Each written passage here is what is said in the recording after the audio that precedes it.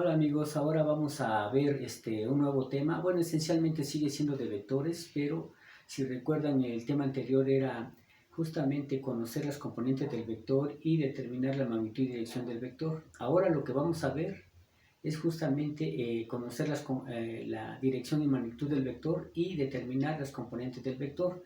Eso es importante porque cuando sumemos vectores nosotros vamos a hacerlo por el método analítico y por lo tanto vamos a requerir que conozcamos las componentes del vector o de los vectores, y una vez que las conocemos, entonces lo que vamos a proceder a hacer es a sumarlas algebraicamente, y una vez que las sumamos algebraicamente vamos a tener ya las componentes del vector ya sea en dos o tres dimensiones, y posteriormente tenemos que determinar cuál es la magnitud y la dirección del vector. Como sabemos, nosotros lo vamos a estar trabajando únicamente en dos dimensiones. Entonces la pregunta es, si conozco la dirección y magnitud del vector b, por ejemplo, entonces ¿cómo determino la componente del vector b en la dirección x? Esa es la pregunta.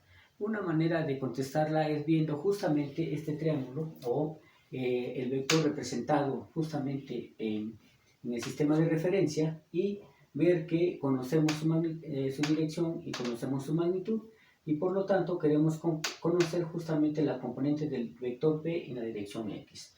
Otra cosa también importante, hay que recordar que este ángulo con este forma un ángulo de 180 grados, pero que θ justamente es el ángulo que se mide a partir de la parte positiva del eje x y que se extiende en la dirección contraria del movimiento de las manecillas del reloj, hasta llegar justamente al segmento de recta que representa nuestro vector. Bien, entonces nuestro caso, nuestro ejemplo es, suponemos que tenemos un vector de magnitud 10 metros sobre segundo y un ángulo alfa, tal como se muestra en la figura, y entonces hay que determinar Bx. La pregunta que ya nos hicimos es, dado que se conoce la magnitud y dirección del vector B, ¿cómo se determina a la componente del vector B en la dirección X? Eso lo podemos responder a partir de ver que la componente del vector B en la dirección X y la componente del vector B en la dirección y la magnitud del vector forman justamente un triángulo rectángulo. Y entonces nos damos cuenta que con respecto al ángulo alfa de 30 grados, Bx es justamente el cateto adyacente. Por lo tanto, la pregunta que hicimos anteriormente es equivalente a la siguiente. ¿Qué función trigonométrica relaciona al vector B, la hipotenusa, el ángulo alfa y el cateto adyacente, es decir, la componente del vector B en la dirección x? Y la respuesta es que es el coseno del ángulo, ¿ok? Entonces, por lo tanto, ahora procedemos a formalizarlo simplemente a decir que el coseno de alfa va a ser igual al cateto adyacente sobre la hipotenusa, es por definición, y sabemos que el cateto adyacente es la componente del vector B en la dirección x y la hipotenusa es la magnitud del vector B. Por lo tanto, por transitividad, sabemos que el coseno de alfa debe de ser la componente del vector B en la dirección x o bx entre la magnitud del vector, que es b nada más. Puesto que lo que se pide es determinar Bx, entonces procedemos a despejarla. Para ello aplicamos el axioma de la cancelación para la multiplicación en ambos lados de la igualdad, y lo que tenemos es que la magnitud del vector B por el coseno de alfa del vector del ángulo alfa va a ser igual a la componente del vector B en la dirección x entre la magnitud del vector B por la magnitud del vector B. Claramente estos dos se cancelan y lo que nos queda es que la magnitud del vector B por el coseno de alfa va a ser igual a la componente del vector B en la dirección x.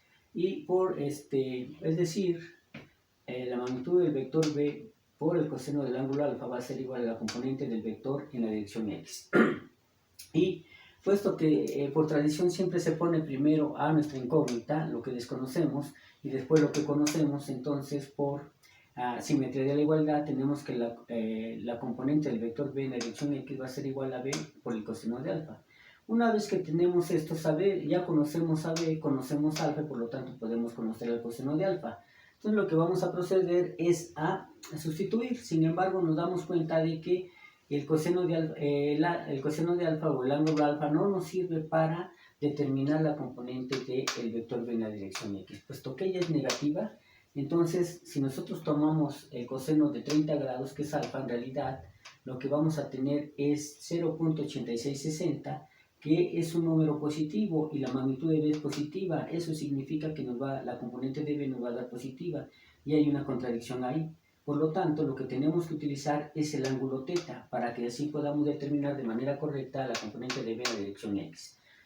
Nosotros nos damos cuenta que el ángulo θ más el ángulo alfa justamente nos da un ángulo llano o un ángulo de 180 grados. Por lo tanto, alfa más θ va a ser igual a 180 grados. Aquí al aplicar el axioma de la cancelación para la suma en ambos lados de la igualdad, es decir, al aumentar menos alfa en ambos lados de la igualdad, lo que vamos a obtener es que alfa menos alfa más θ va a ser igual a 180 grados menos alfa por el axioma de la cancelación para la suma.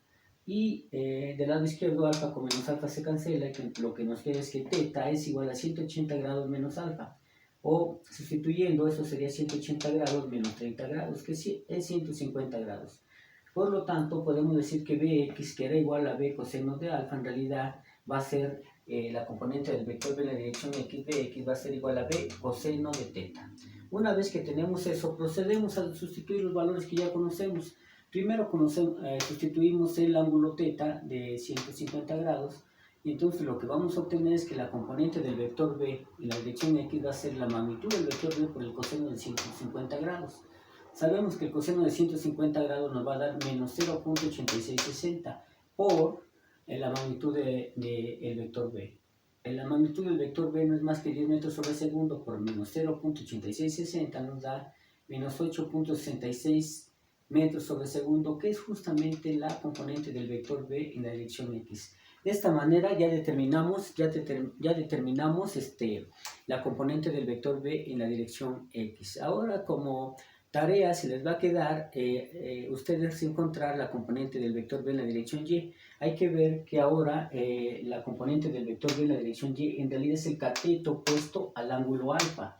Entonces la función trigonométrica que me relaciona el cateto opuesto, que es BY, el ángulo alfa y la magnitud del vector B, es justamente la función seno. Y entonces a partir de eso sabemos que el seno de alfa debería ser igual al cateto opuesto entre la hipotenusa, donde el cateto opuesto es la componente del vector B en la dirección Y, y la hipotenusa es B.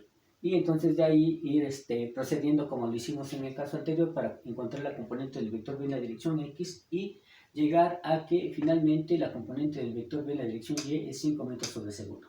De tal manera que nuestro vector B, dado en sus componentes o en coordenadas, debería de ser igual a menos 8.66 metros sobre segundo, 5 metros sobre segundo. Nos damos cuenta que podemos factorizar los metros sobre segundo y los dejamos así o de esta otra manera.